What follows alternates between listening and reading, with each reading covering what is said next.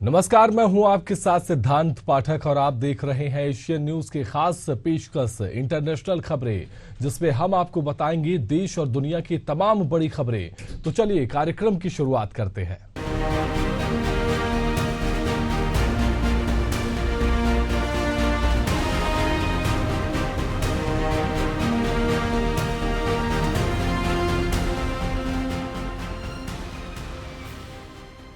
Custom and border protection ने एक data जारी किया है जिसमें हजारों भारतीयों ने बिना दस्तावेज कनाडा से अमेरिका में एंट्री की है। कनाडा से अमेरिका में बिना दस्तावेज के कई भारतीय इस समय एंट्री ले रहे हैं।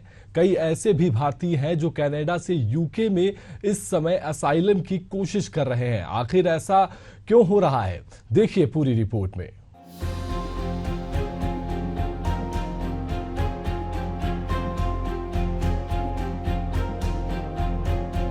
सीबीपी यानी कस्टम एंड बॉर्डर प्रोटेक्शन का डेटा जारी किया गया है, जिसमें देखा गया है कि अकेले जून महीने में ही 5152 बिना दस्तावेज वाले भारतीयों ने कनाडा से अमेरिका में एंट्री ली थी। कनाडा से अमेरिका में बिना दस्तावेज के कई भारतीय इस समय एंट्री ले रहे हैं। कई ऐसे भी भारतीय सामने आए जो कनाडा से यूके में इस समय असाइलम की कोशिश कर रहे हैं। सीबीपी का डेटा बताता है कि अकेले जून महीने में 5152 बिना दस्तावेज वाले भारतीयों ने कनाडा से अमेरिका में एंट्री ली थी। अमेरिका कनाडा सबसे बड़ी सीमा। इस पूरे विवाद में अहम तथ्य ये भी है कि अमेरिका और कनाडा सबसे लंबा बॉर्डर शेयर करते हैं। दोनों देशों के बीच 9000 किलोमीटर की सीमा है। अमेरिका मैक्सिको सीमा से 2 गुना ज्यादा बड़ी सीमा कनाडा अमेरिका की है। अगर भारत चीन सीमा की बात करें तो उससे तो ये वाली सीमा 3 गुना ज्यादा लंबी बैठती है। अब क्योंकि बिना दस्तावेज की एंट्री हो रही है, इस वजह से सीमा पर एनकाउंटर की घटना भी काफी बढ़ चुकी है। कई भारतीयों को डिपोर्ट भी करना पड़ता है। यूके में बढ़ती शरण लेने की मांग। यूके को लेकर अहम आंकड़ा सामने आया है। 2022 में 1170 भारतीय यूके में असाइलम चाहते थे। ये 136% का बड़ा और निर्णायक इजाफा है। 2021 में ये आंकड़ा सिर्फ 495 था। अभी के लिए अमेरिका और यूके दोनों ने कनाडा के सामने इस बात को लेकर आपत्ति दर्ज करवा दी है। एक तरफ अमेरिका चाहता है कि वीजा स्क्रीनिंग को लेकर और ज्यादा सख्ती की जरूरत है, तो वहीं यूके चाहता है कि कनाडा से आने वाले भारतीयों को एक ट्रांजिट वीजा लेना चाहिए। विवाद पर कनाडा का क्या है रुख? कनाडा की तरफ से आईआरसीसी की प्रवक्ता ने कहा है कि अभी इस समय अमेरिका और यूके की आपत्ति पर खुलकर कुछ भी कहा नहीं जा सकता। कनाडा स्थिति को और बेहतर तरीके से समझने के लिए विवाद की जड़ तक जाने की कोशिश कर रहा है। दूसरी तरफ यूके होम ऑफिस की तरफ से भी 2 टूक कहा गया है कि किसी को भी इसी तरह से असाइलम नहीं दिया जाता, बल्कि हर किसी को मेरिट के आधार पर उसका बैकग्राउंड चेक कर असाइलम देने का फैसला होता है। कनाडा में रहना भारतीयों को पसंद। वैसे ऐसा नहीं है कि सिर्फ यूके में ही असाइलम की कोशिश हो रही हो। कनाडा में भी ऐसे मामले काफी तेजी से बढ़े हैं। रिफ्यूजी प्रोटेक्शन डिवीजन यानी आरपीडी के आंकड़े बताते हैं कि 2023 में 9060 ऐसी एप्लीकेशन सामने आई थी। वहां भी जनवरी मार्च के क्वार्टर में आंकड़ा 6056 रहा।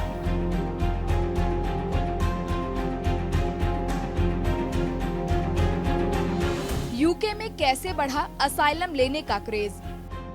वैसे अगर यूके की बात करें तो 2003 में सबसे ज्यादा 930 भारतीयों ने वहां असाइलम मांगा था। 2005 तक वो आंकड़ा गिरकर 102 पहुंच गया। उसके बाद 2019 तक एक बार भी ऐसा मौका नहीं आया जब 100 का आंकड़ा भी पार हुआ हो। लेकिन जब कोरोना की पाबंदियां कम होती चली गई, यूके में भारतीयों का असाइलम मांगने का सिलसिला बढ़ता चला गया।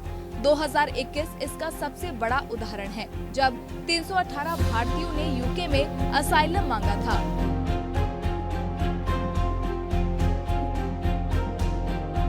Bureau report, Asian news.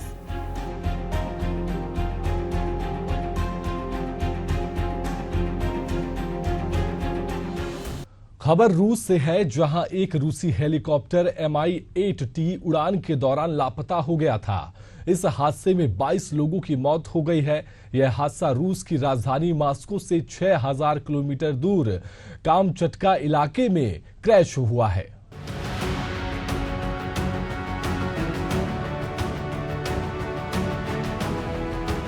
बीते हफ्ते शनिवार को लापता हुआ रूस का Mi-8T हेलीकॉप्टर क्रैश हो गया था।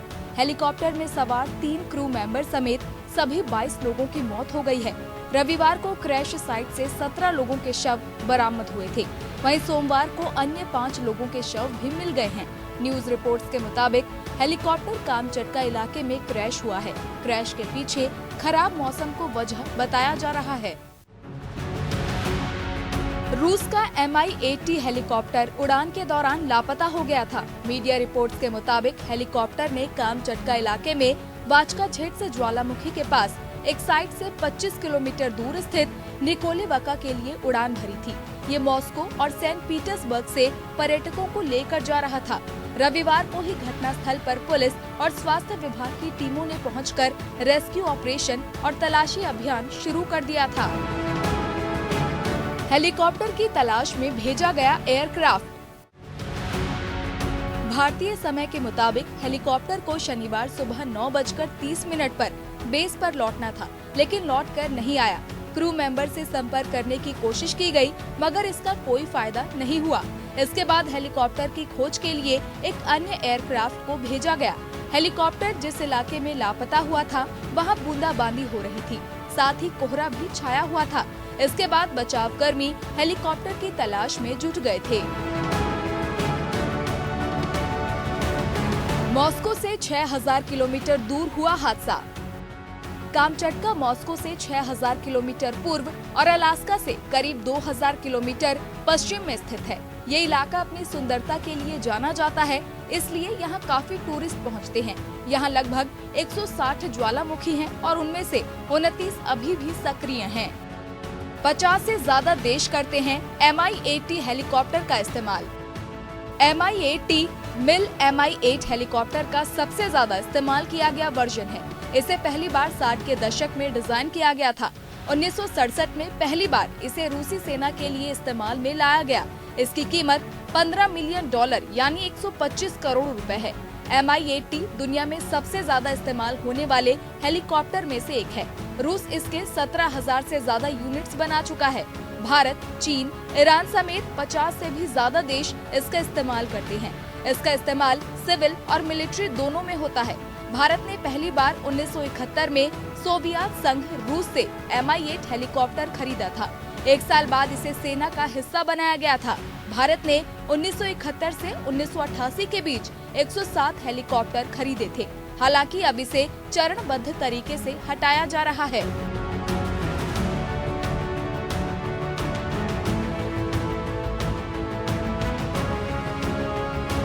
Mi-8T इससे पहले भी कई बार हादसे का शिकार हो चुका है। इस महीने की शुरुआत में 16 लोगों को ले जा रहा एक Mi-8T हेलीकॉप्टर रूस के पूर्वी इलाके में हादसे का शिकार हो गया था। हालांकि अब Mi-8 हेलीकॉप्टर का इस्तेमाल चरणबद्ध तरीके से हटाया जा रहा है। Bureau report, Asian news.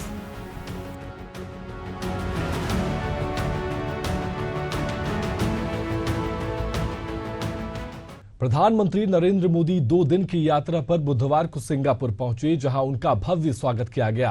PM Modi 6 साल बाद सिंगापुर दौरे के लिए पहुंचे थे, जहां प्रधानमंत्री मोदी सिंगापुर की सदन में भी शिरकत की है। देखिए प्रधानमंत्री मोदी ने सिंगापुर में क्या क्या किया और कितना महत्वपूर्ण रहा ये दौरा।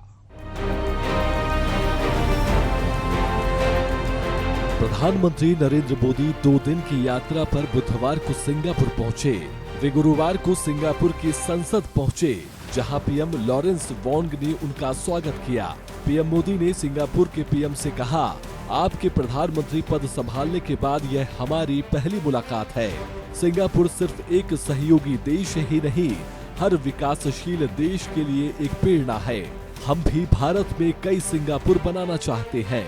मुझे खुशी है कि हम इस दिशा में मिलकर कोशिश कर रहे हैं। भारत और सिंगापुर ने सेमीकंडक्टर, डिजिटल टेक्नोलॉजी, स्वास्थ्य सहयोग और स्किल डेवलपमेंट के क्षेत्र में अहम समझौते पर दस्तखत किए। समझौते के मुताबिक दोनों देश semiconductor cluster development, semiconductor designing और मैन्युफैक्चरिंग पर फोकस करेंगे।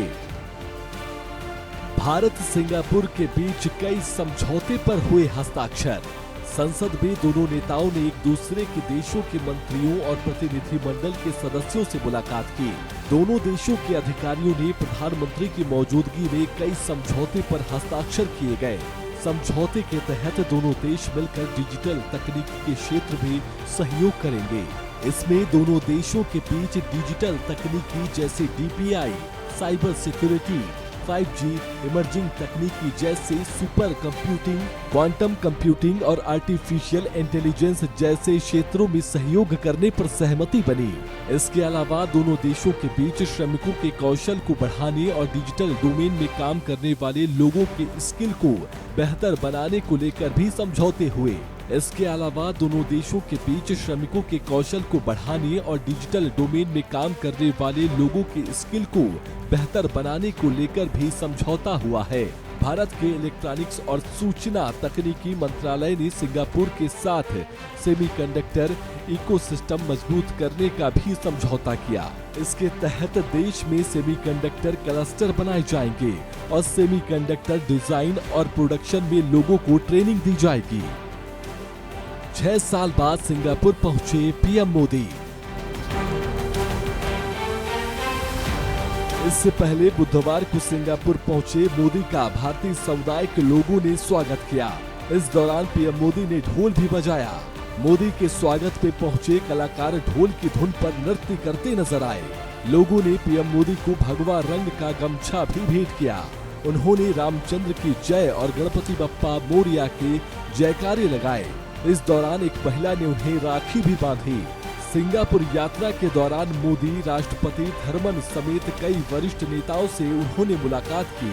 PM मोदी सिंगापुर के कारोबारी समुदाय के नेताओं से भी मिले। प्रधानमंत्री मोदी 6 साल बाद सिंगापुर के दौरे पर गए हैं।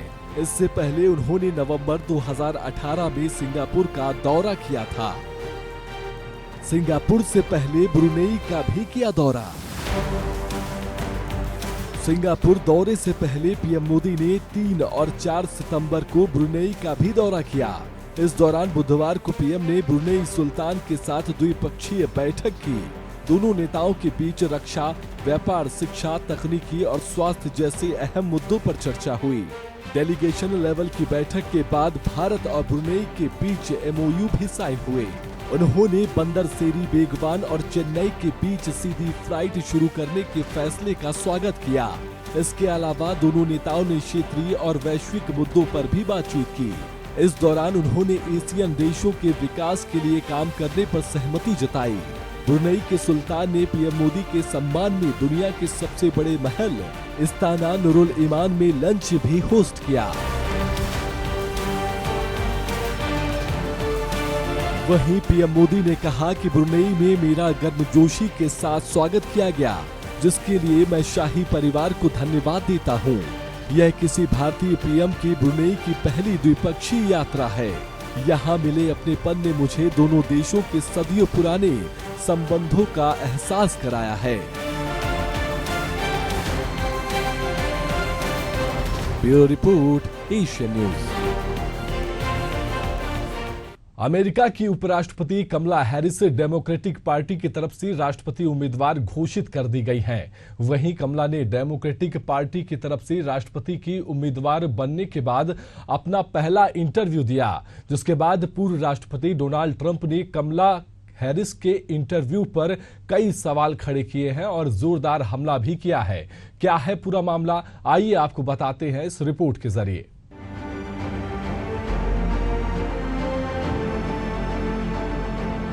अमेरिकी राष्ट्रपति कमला हैरिस ने डेमोक्रेटिक पार्टी की तरफ से राष्ट्रपति उम्मीदवार बनने के बाद पिछले हफ्ते शुक्रवार को एक इंटरव्यू दिया। उनका यह इंटरव्यू राष्ट्रपति जो बाइडेन और पूर्व राष्ट्रपति डोनाल्ड ट्रंप के बीच डिबेट कराने वाली एक टीवी पत्रकार ने लिया। हैरिस ने इंटरव्यू में कहा कि वे अपने परिवार के साथ पैनकेक बना रही थी और बेकन तल रही थी।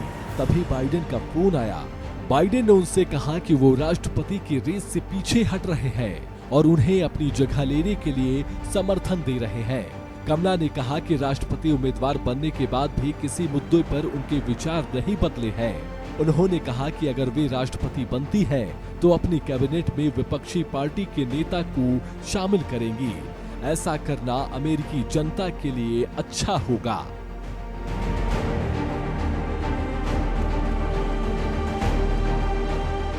पूर्व राष्ट्रपति डोनाल्ड ट्रंप ने हाल ही में कमला हैरिस की नस्लीय पहचान को लेकर सवाल खड़े किए थे।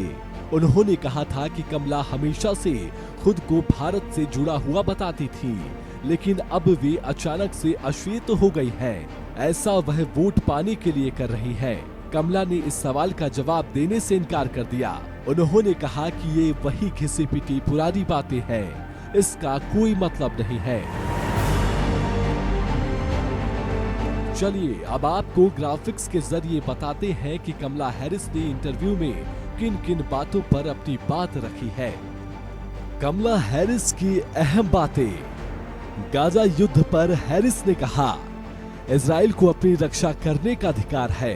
हालांकि इस जंग में कई निर्दोष फिलिस्तीनी मारे गए हैं। अब यह रुकना चाहिए और बंधकों की आजादी के लिए दोनों इजराइल हमास के बीच समझौता होना चाहिए। कमला ने कहा कि वे जीती तो पहले दिन से ही मिडिल क्लास की आर्थिक स्थिति को बेहतर करने के लिए काम करेंगी। यह उनकी सबसे बड़ी प्राथमिकता है। वे रोजमर्रा की चीजों को सस्ता करेंगी। मंत्रिमंडल में एक रिपब्लिकन की नियुक्ति करेंगी। कमला ने कहा कि अगर देश का विकास करना है तो सरकार में अलग अलग विचार, अलग अलग अनुभव रखने वाले लोगों का होना जरूरी है। उनके कैबिनेट में एक रिपब्लिकन सदस्य का होना अमेरिकी जनता के लिए फायदेमंद होगा। अवैध इमिग्रेशन पर कमला हैरिस ने 2019 में कहा था कि अवैध इमिग्रेशन को अपराध नहीं माना जाना चाहिए। इस मुद्दे पर पूछे गए सवाल पर उन्होंने कहा कि अभी भी उनका रुख नहीं बदला है। हालांकि उनका मानना है कि सीमा पार कर आने वाले आपराधिक लोगों को सजा मिलनी चाहिए। जलवायु संकट पर कमला ने साफ कर दिया कि वह फ्रैंकिंग पर बैन नहीं लगाएंगी। फ्रैंकिंग चट्टानों में दरार पैदा करके तेल और गैस निकालने की तकनीकी है। इससे पर्यावरण को नुकसान पहुंचता है। उन्होंने कहा कि सरकार क्लीन एनर्जी में निवेश कर रही है। फ्रैंकिंग पर बैन लगाए बिना वे पर्यावरण के लिए बेहतर कर सकती है। कमला ने सन 2020 के चुनाव में फ्रैंकिंग पर बैन लगाने का समर्थन किया था। ट्रंप ने पूछा, ये इंटरव्यू लाइव क्यों नहीं है? डोनाल्ड ट्रंप ने कमला हैरिस के इंटरव्यू को खारिज कर दिया है। उन्होंने इसे बोरिंग बताया। पूर्व राष्ट्रपति ने सोशल मीडिया पर यह भी पूछा कि इंटरव्यू लाइव क्यों नहीं है। यह ऐसा इंटरव्यू है जिसे पहले टेप किया, एडिट किया गया और तब टेलीकास्ट हो रहा है। ऐसा इसलिए क्योंकि उनमें लाइव इंटरव्यू देने की हिम्मत नहीं है।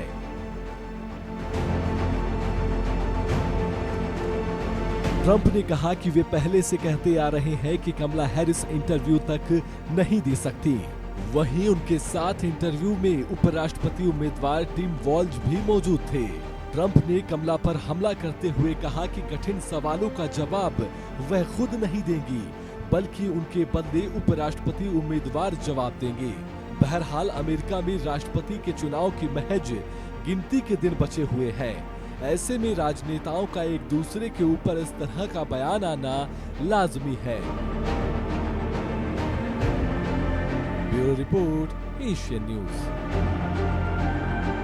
रूस और यूक्रेन के बीच जारी जंग के बीच यूक्रेन के राष्ट्रपति वोलोदिमीर जेलेंस्की ने एक वीडियो जारी कर बताया कि 30 अगस्त को रूस ने खार्किव पर एयर स्ट्राइक की, जिसमें 6 यूक्रेनियों की मौत हो गई।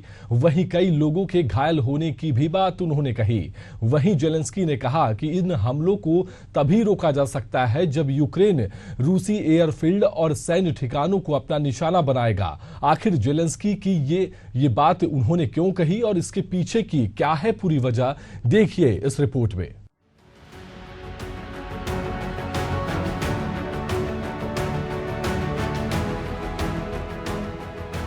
यूक्रेन के राष्ट्रपति वोलोदिमीर जेलेंस्की अब रूस में अंदर घुसकर हमला करना चाहते हैं। जानकारी के मुताबिक इसमें मदद के लिए वे अमेरिका पर दबाव बना रहे हैं। जेलेंस्की ने पिछले हफ्ते शनिवार को एक वीडियो जारी कर बताया कि 30 अगस्त को रूस के खार्किव पर एयर स्ट्राइक की, जिसमें 6 यूक्रेनियों की मौत हो गई। वहीं 97 लोग घायल हुए। जेलेंस्की ने कहा कि इन हमलों को तभी रोका जा सकता है जब यूक्रेन रूस की एयरफील्ड और सैन्य ठिकानों को निशाना बनाएगा। हम हर रोज अपने सहयोगी देशों से इस पर चर्चा कर रहे हैं, उन्हें इसके लिए राजी करने की कोशिश कर रहे हैं। यूक्रेन की रक्षा के लिए लंबी दूरी तक हमला करने वाली मिसाइलों की जरूरत। जेलेंस्की ने कहा कि यूक्रेन के आसमान से रूस के बमों को तभी हटाया जा सकता है जब हम उन पर हमले तेज कर देंगे। इसके बाद ही रूस जंग खत्म करने और शांति की तरफ कदम बढ़ाएगा। यूक्रेन की रक्षा के लिए हमें लंबी दूरी तय करने वाले सक्षम मिसाइलों और रूस के खिलाफ इनके इस्तेमाल की इजाजत की जरूरत है। जेलेंस्की ने बताया कि उनके प्रतिनिधि इससे जुड़ी सभी जरूरी जानकारियां यूक्रेन के सहयोगियों के साथ साझा कर चुके हैं। इससे पहले 30-31 अगस्त को यूक्रेन के रक्षा मंत्री रुस्तेम उमरोव ने वाशिंगटन में अमेरिकी अधिकारियों और एक्सपर्ट से मुलाकात की थी। बाइडेन को जीत का प्लान दिखाएंगे जेलेंस्की। जेलेंस्की ने बताया कि यूक्रेन की रक्षा करने के लिए कौन से हथियारों की जरूरत होगी, इसकी जानकारी दी गई। हमें उम्मीद है कि हमारी अपील सुनी जाएगी। जेलेंस्की सितंबर के आखिरी हफ्ते में अमेरिकी राष्ट्रपति जो बाइडेन से मुलाकात करेंगे। इस दौरान वे यूक्रेन की जीत के लिए अपने प्लान को उनके सामने पेश करेंगे। 2.5 साल से जारी रूस यूक्रेन जंग में 6 अगस्त 2024 को पहली बार ऐसा हुआ जब यूक्रेन ने रूस में घुसकर उसके कुर्स्क इलाके पर कब्जा कर लिया। तभी से यूक्रेन लगातार रूस पर हमलावर है। एक रिपोर्ट के मुताबिक 20 दिनों में यूक्रेन के हमले में रूस के 31 नागरिकों की जान जा चुकी है।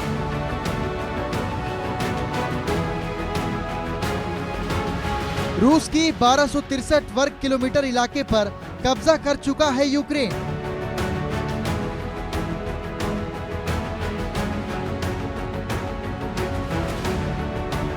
दूसरे विश्व युद्ध के बाद ऐसा पहली बार है जब रूस की धरती पर किसी विदेशी ताकत ने कब्जा किया हो।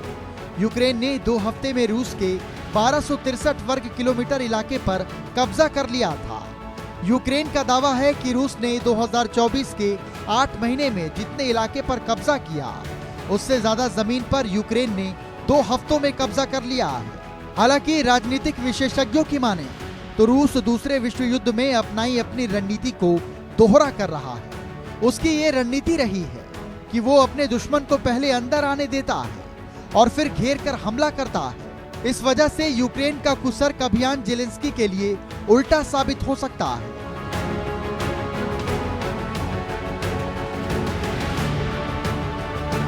Bureau report, Asian news.